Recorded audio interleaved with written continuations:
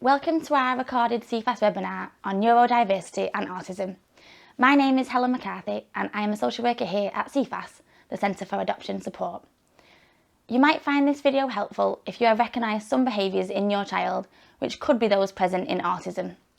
Autism might feel like something that is often discussed within adoption, perhaps because for our children who may have had in utero or early traumatic experiences, we know this can present itself in many different ways.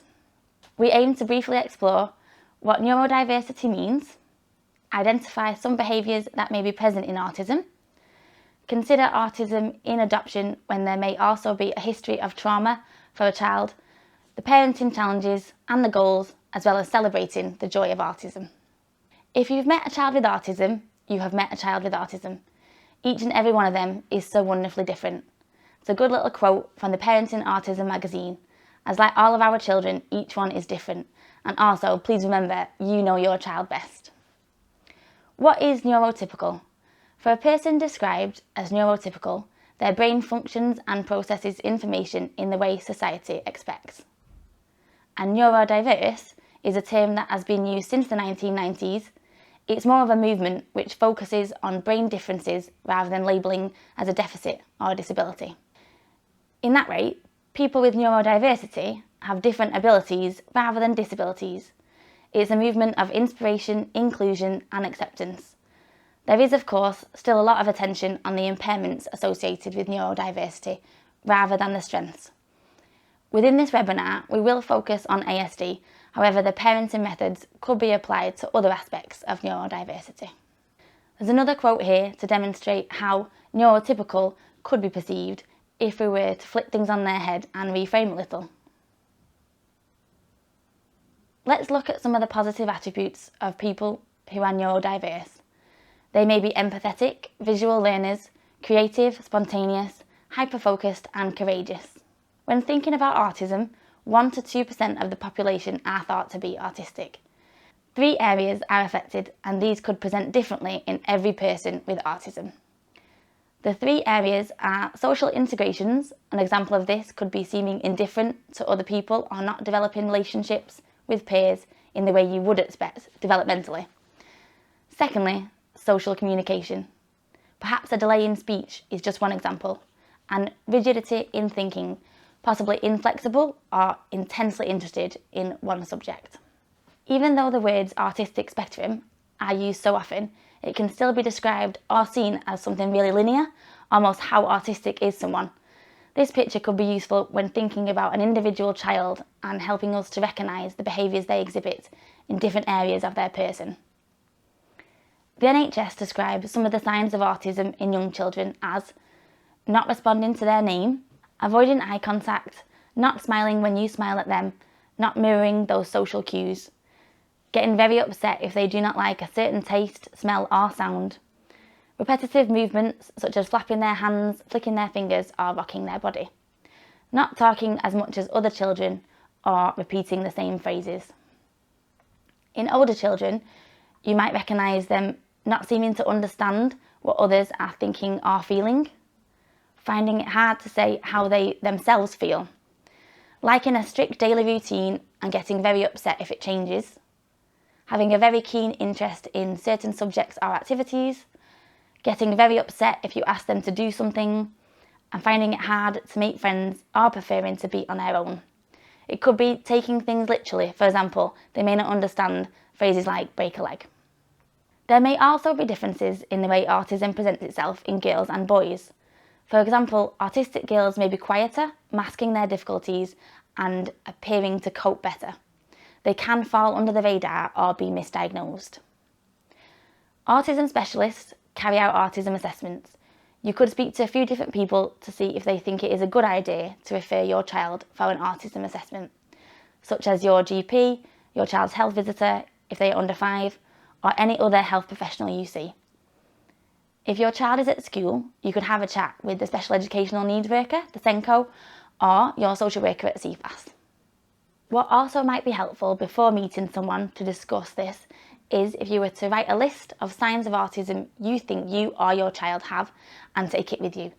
Doing this could also help you to recognise if there are any patterns in the behaviours, such as something that always happens before you see a behaviour, or how the environment around your child might be impacting the way they behave, sensory-wise, for example. Talk to family and friends who know you and your child well.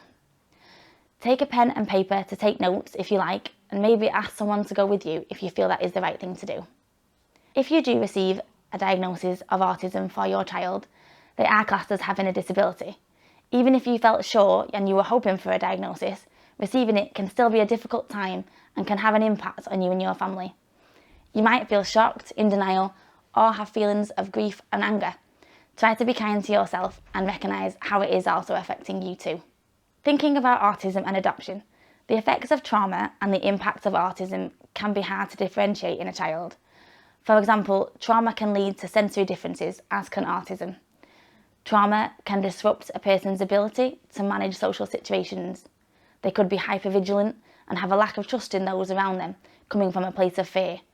This can also look like autism, where difficulties may arise from being overwhelmed by the environment or difficulties understanding social cues and rules.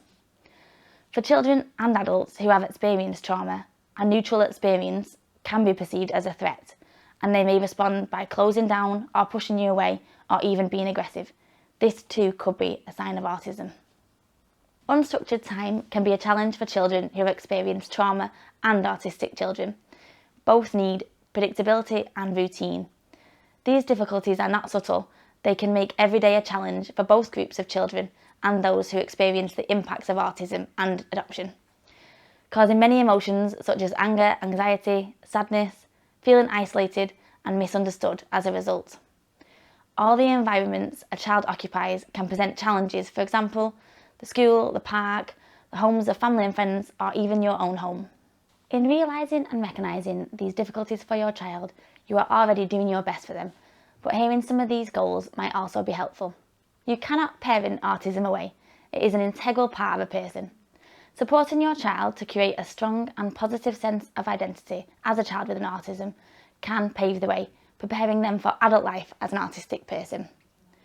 To build your own and your child's self-esteem around being autistic or having an autistic child in your family. Creating a positive, loving and accepting family will be a buffer in a world that can sometimes be very tricky to understand or feel accepted into. ASD is a part of the child that they need to understand and recognise the value of. An autistic child needs to be loved and accepted as they are. This may not feel like the case in other aspects of their life, so what is happening in their home, in their safe place, is vital. As mentioned before, your insight about your own child and knowing their triggers or what may be a difficult scenario for them is invaluable. You, along with other support networks, could work towards teaching them strategies to cope. Seek professional support that is available or access peer support. There may be peer support groups in your area which local services could share the details of. Try to remember self-care, recognise what works well for you and your family. Perhaps building in a routine, activities, things that help your own self-esteem too, and your sense of self. Just a little note about schools. If you find that your child has lots of sensory needs, unstructured time in school can be really tricky. They may struggle with concentration and the social aspects of school, being around peers. Your child may need additional help, and this could come from an EHCP plan, support from their SENCO, or perhaps ask the looked after children's lead in their school. Lastly, there is a lot of research out there which you may or may not have read through, but one study completed in America between 2001 and 2007 suggested that the prevalence of autism amongst children in foster care was about 7.5 to 10.5%. In the general population in 2018, this figure in children was 2.3%, so much lower, with boys being 4 times more likely than girls to be diagnosed. Thank you for watching this webinar about neurodiversity and autism. I hope it's been useful for you. If you would like any more information about CFAS webinars or services, then please contact us via the contact details on our website. Take care.